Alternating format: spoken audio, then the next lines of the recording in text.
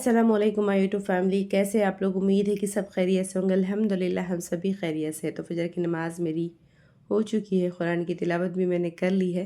थोड़ा सा मैं खाली थी तो ज़िक्र करते बैठी थी और इस सिगड़ी का मैं मज़ा ले रही हूँ, थोड़ी सी इसकी गर्मी भी ले रही हूँ।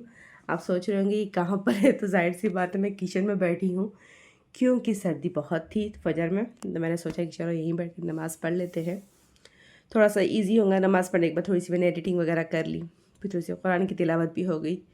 और अब चलते हैं, जूली को बाहर छोड़ कर आते हैं। तो सुबह सुबह बाहर निकलते और देखते हैं मौसम। हे देखो कैसा करके रखा है इन लोगों ने। 2 मिनट रुको, दरवाज़ा खोलने का।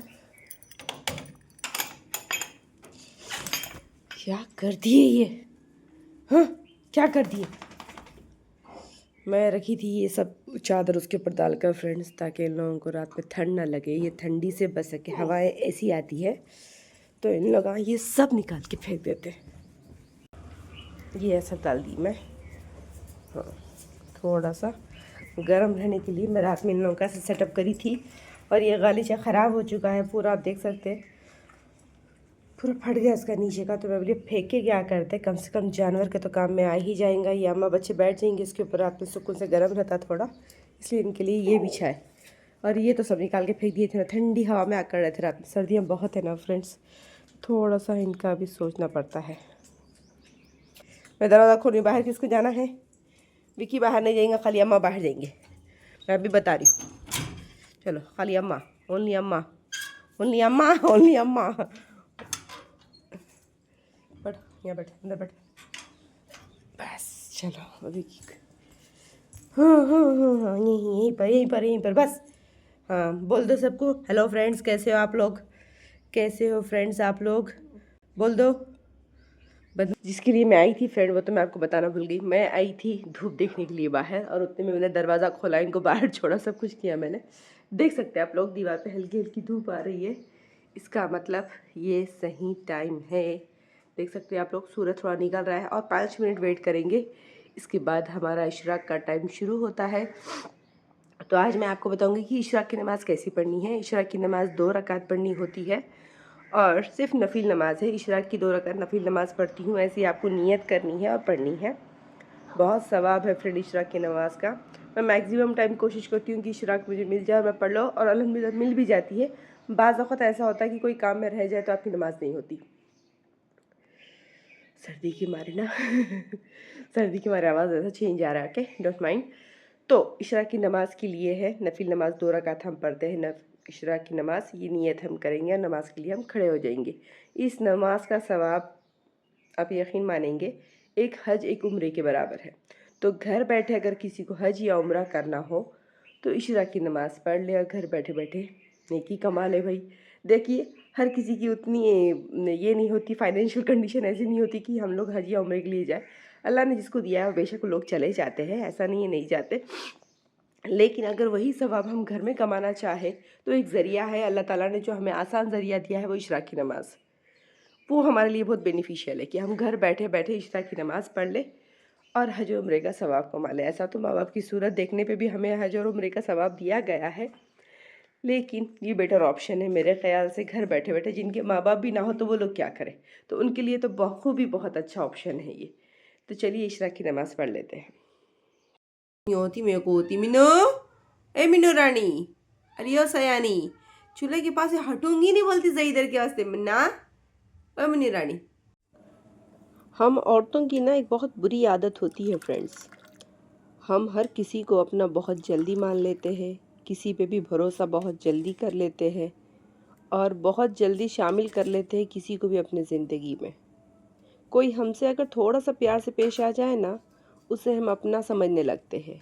ये भूल जाते हैं कि वो सिर्फ़ अपने फ़ायदे के लिए हमसे इतना अच्छा पेश आ रहा है, और जब उसकी ज़रूरत ख़त्म हो जाएगी वो हमसे राब्ता भी नहीं रखेगा। बहुत से लोग आपको अपनी ज़िंदगी में ऐसे मिलेंगे जो आपको इस्तेमाल बखूबी करना जानते हैं। आपसे आपकी सारी इन्फॉर्मेशन निकाल लेंगे, लेकिन अपने दिल की कोई बात आपके सामने आने नहीं देंगे।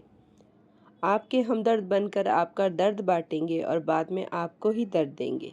ये लोग आपके लिए दिलों में हसद और जलन को पालेंगे, चेहरे पर मुस्कान रखकर आपसे मिलेंगे, लेकिन दिलों में नफरतें होगी।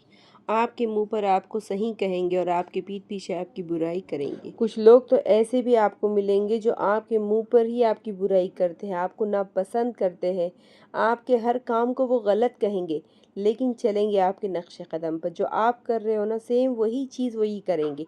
जो आप कर रहे हो आप ही की कॉपी करके हर वो चीज़ करने की कोशिश करेंगे, लेकिन कॉपी कॉपी ही होती है, ओरिजिनल ओरिजिनल होता है फ्रेंड्स। ये लोग इंसानों को शायद याद नहीं रहता कि लाख कोशिश आप कर ले नकल करने के लिए किसी की भी, मगर आप किसी की तरह बन नहीं पाओगे, क्योंकि अल्लाह ताला ने हर किसी को अलग बनाया। हर किसी के अंदर एक खुसूसियात अल्लाह ने दी है, हर किसी के अंदर एक हुनर अल्लाह ने दिया है। सब अपने अपने हुनर में माहिर हो, अपने अपने रास्तों पे चले तो बेहतर है। किसी का कोई देखा देखी ना करे, ठीक है। अच्छी चीज़ें अगर आप किसी से सीख रहे हो तो बहुत अच्छी बात है, इसमें कोई बुरी बात नहीं है।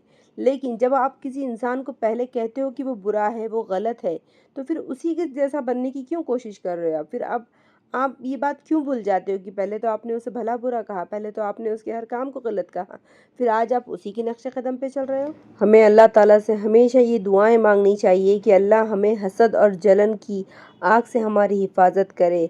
हमारे दिलों में अगर किसी के लिए भी बुरा ख्याल आता हो या हम किसी के लिए भी बुरा सोचते हो तो अल्लाह उससे हमारी हिफाजत अता फरमाए। हम कभी किसी का बुरा नहीं सोचते, ना कभी सोचना भी नहीं चाहिए हमें।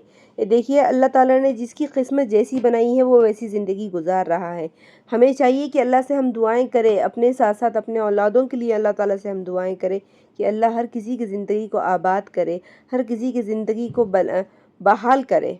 ये ज़माना ऐसे लोगों से भरा पड़ा है दोस्तों, जो आपको बस इस्तेमाल करने के लिए आपकी ज़िंदगी में आएंगे, आपसे मीठी मीठी बातें करेंगे, आपसे अपना काम निकाल लेंगे और फिर वो रफ़ा दफ़ा आपको कर देंगे। तो ऐसे लोगों से ना हमें बच के रहना चाहिए। ना ही इन्हें हमारी कोई भी इंफॉर्मेशन, चाहे वो डिटेल कोई भी चीज़ से लेकर हो, चाहे वो हमारे घरों से हो, हमारे रिलेशन से हो, हमारे बच्चों से हो, हमारे कारोबार से हो, या फिर कोई भी हमारे बिजनेस से रिलेटेड हो, ऐसी कोई भी इंफॉर्मेशन ना ये लोगों को हमें नहीं देनी चाहिए। और अल्लाह ताला से हमेशा ये दुआएं करें फ्रेंड्स कि लोगों की हसद और जलन से अल्लाह ताला हमारी हिफाजत अता फरमाए, लोगों की बुरी नज़रों से अल्लाह ताला हमारी हिफाजत अता फरमाए, और हमारी ज़िंदगी में अल्लाह ताला खुशहाली और बहाली बरकरार रखे। आमीन सुम्मा आमीन। यही कुछ बातें थी जो मैं आप लोगों से कहना चाहती थी। अल्हम्दुलिल्लाह आप लोगों से बात मेरी हो गई है, मैंने अपने दिल की बात आप लोगों को कह दी, अच्छा लगा। आप लोग बस दुआ में याद रखें फ्रेंड्स, और आते हैं वापस अपने रूटीन की तरफ। तो आज मैंने बनाया है तुरई आलू गोश्त का सालन। पहले तो गोश्त की हंडी मैंने चढ़ा दी थी, गोश्त मेरा गल चुका है, 2-3 विसल्स मैं लगा चुकी थी। जब तक मेरा गोश्त गल रहा तो मैंने अपनी सारी वेजिटेबल्स कट कर लिए। तुरई, आलू, टमाटे, प्याज, हरी मिर्ची, सारे फ्री वेजिटेबल्स मैंने कट करके एक साइड में रख लिए हैं। जैसा ही मेरा गोश्त गल देंगे ये सारी चीज़ें मैं उसमें डाल दूँगी। तो अल्हम्दुलिल्लाह गोश्त मेरा गल चुका है, आप लोग देख सकते हैं। 2-3 विसल के अंदर ही अल्हम्दुलिल्लाह मेरा गोश्त अच्छे से गल गया। अब सारे मसाले वगैरह मैं उसमें डाल देती हूँ। जिंजर गार्लिक का पेस्ट डालकर मैंने चढ़ाया था, दूसरा कुछ मसाले मैंने नहीं डाले थे।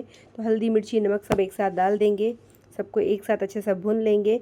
और जो मैंने अच्छे से कट करके रखे थे मेरे वेजिटेबल्स, पहले टमाटो डाल देती हूँ मैं, उसके बाद जब मैंने वेजिटेबल्स कट करके रखे थे मैं वो भी इसके अंदर ऐड कर दूँगी।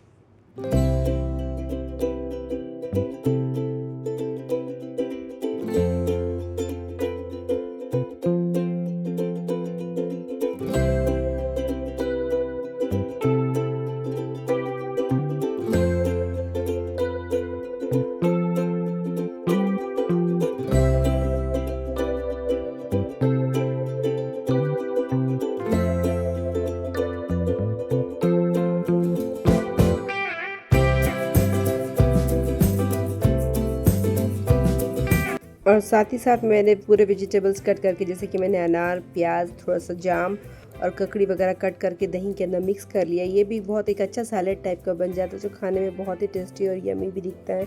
तो मैंने सोचा चलो ये भी थोड़ा सा एक चेंज के तौर पर बना लेती, क्योंकि सालन सिर्फ सिंगल बनाया था मैंने, तो यही आलू का सालन, तो सोचा ये थोड़ा सा एक एक्स्ट्रा बना देते, चावल के साथ खाने में और मज़े का भी दिखेगा। और अल्हम्दुलिल्लाह बहुत टेस्टी भी था, अच्छा भी दिख रहा था, क्योंकि स्वीट सैलेड टाइप का ये होता है और बहुत बेनिफिशियल होता है। जाहिर सी बात है, सारे फ्रूट्स और वेजिटेबल्स जब उसके अंदर होते हो, जब आप उसको रॉ वाला खाते हो ना, तो ये बहुत अच्छा होता है।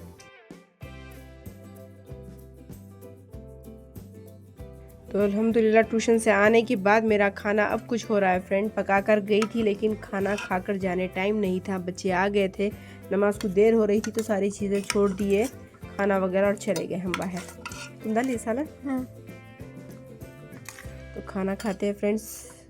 दही की कोशिम्बीर भी बनाई, शायद क्या बनाए माँ? सैलेड बनाए? हाँ। अच्छा सैलेड बना दिए।